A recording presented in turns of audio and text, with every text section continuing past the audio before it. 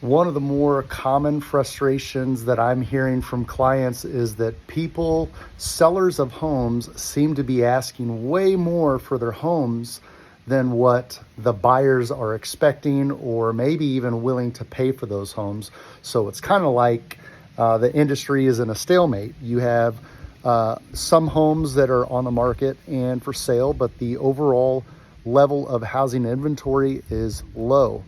Well, because that housing inventory level is so low, those prices are going to go up. It's still a seller's market. That's why they're holding tight on those prices, because that inventory is not there. When supply is low, demand is going to be high. When the demand is higher than the supply, the prices are going to fluctuate accordingly. They're going to go up.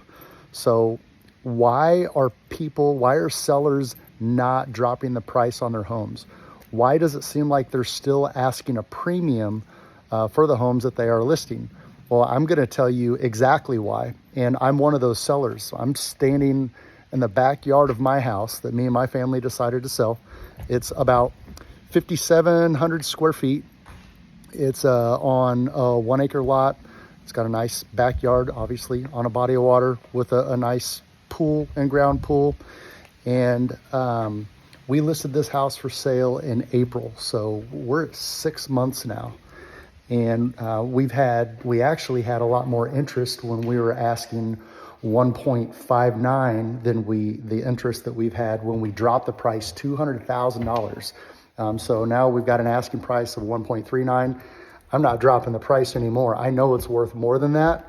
I'm not in a bind to sell it. I'm not in a rush to sell it. I love this house, and I'm going to make sure that if we do let it go, we're going to make sure that we're getting every single penny out of it that it's definitely worth. And one of the main reasons that makes it possible for me and my family not to be in a bind to sell this house is the fact that our interest rate on this house is 2.25%. That's almost free money. So our monthly payment on this house now, with the 2.25% compared to what the monthly payment would be if we bought this house at today's market value, at today's rates, would be almost a $5,000 to $6,000 per month difference. So we're getting a huge value on this home by keeping it vacant. There's nothing in this house. But because it has a 2.25% interest rate, we're not going to budge on that price. And there are thousands of other homeowners in a very similar situation, and they're not going to let go of that house, because if they do, then what are they going to do with that money? They're going to be able to get the same or maybe a smaller house for a much higher interest rate. So ultimately, they're going to get a less desirable home and pay a lot more for it. And I would think that that's why most of the homes for sale are not dropping in price, and we don't anticipate that that's going to happen.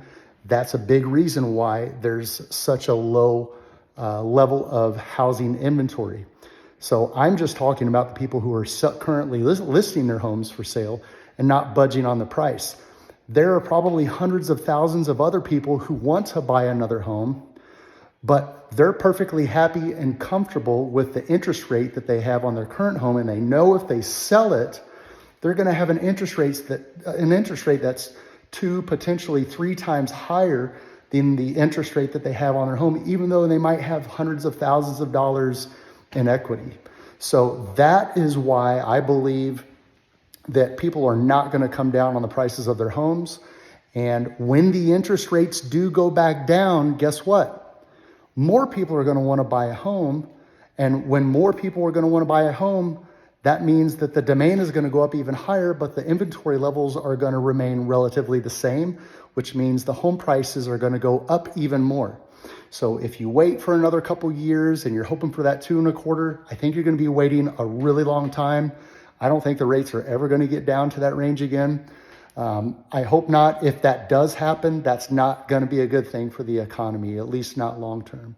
So if you're in the market and you're anticipating the rates to hold steady, like I am, like a lot of the industry experts are, I would recommend, if you find the home that you like, buy it, capitalize on the appreciation that that home is going to build, and then when the rates go down, refinance it. That way you will have capitalized on the equity that you could build in the home over the time period between now and when the rates go down. When the rates go down, you refinance it, you get the best of both worlds.